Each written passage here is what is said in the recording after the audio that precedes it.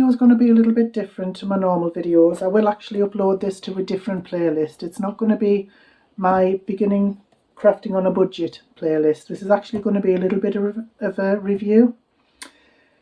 Now, for those of you who are just starting crafting and you don't know what die cutting is, it's, well, you get metal dies like this and you use a die cutting machine to cut them out on a piece of card or whatever.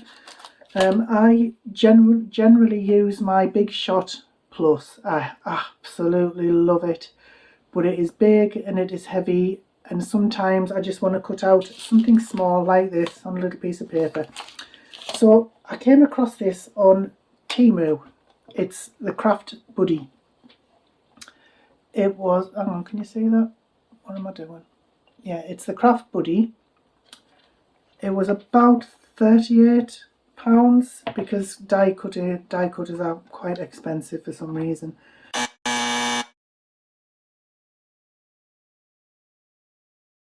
But anyway, I thought I would give it a go. So if you don't know what die cutting is, I'll just give you a little bit of a demonstration. So you get 2 plates. These are cutting plates. You notice there that I don't know if you can see that, it's all marked and scratched. That's perfectly normal for any cutting plates. Don't worry about that.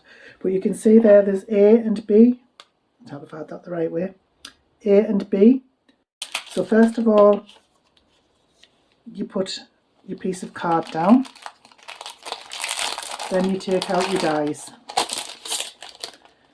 Now, don't make the mistake I did once and put them up that way, because these edges that are sticking out, they're the cutty parts. And I nearly ruined my first plate because I had that sticking up and it cut the plate instead of the card. But that's just me. So I'm just going to put 2 on here for now. These are quite nice. They're quite easy to cut. There's nothing intricate about them at all. So I thought I would give it a little go. So if you find that these start sliding about, you can use what's called a low tack tape to keep them on. I just had to fish this box out of the recycle bin. I forgot I would use it. I forgot I would need it for this. But anyway, this is Scotch removable. So a low tack tape is, well, as it sounds really, it's not very sticky, but it is enough to keep these on, and it won't ruin your die cutting at all because I use this all the time. So just take a little bit off and you can stick them one at a time, or you can stick them together like that, doesn't really matter. But then, so your A plate is on the bottom, put your B plate on the top, take your die cutting machine, I have to turn it around because I'm left-handed, put it through like that. I usually put it through and then back again, just to be sure. You just ignore that cracking sound, that's quite normal as well. And I shall bring it back again. Can you see that? Bring it back again.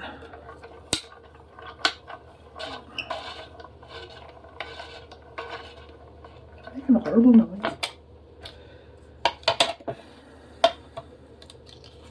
And there you go. And then you can just, the good thing about the low tack tape is that if you're careful taking it off your card, then it shouldn't rip. And what I normally do is just stick these on the edge of my desk and just use them again. I use them again and again until they're absolutely decrepit, and it just saves money, that's all. So that goes on there. So there you go. So the Craft Buddy is absolutely fine for cutting out small,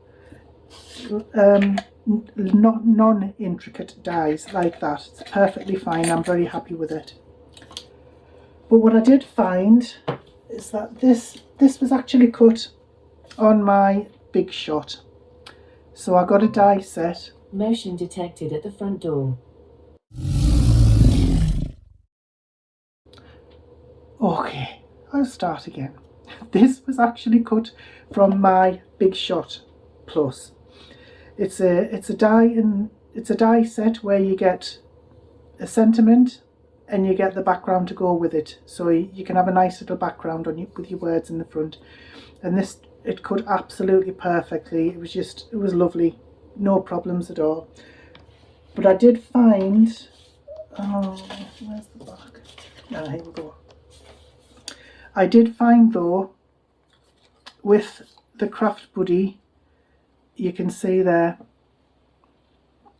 can you see that? Why does that keep going?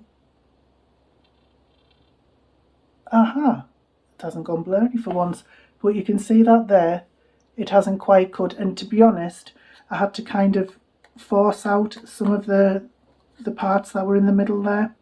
So for intricate dies, that did not do so well.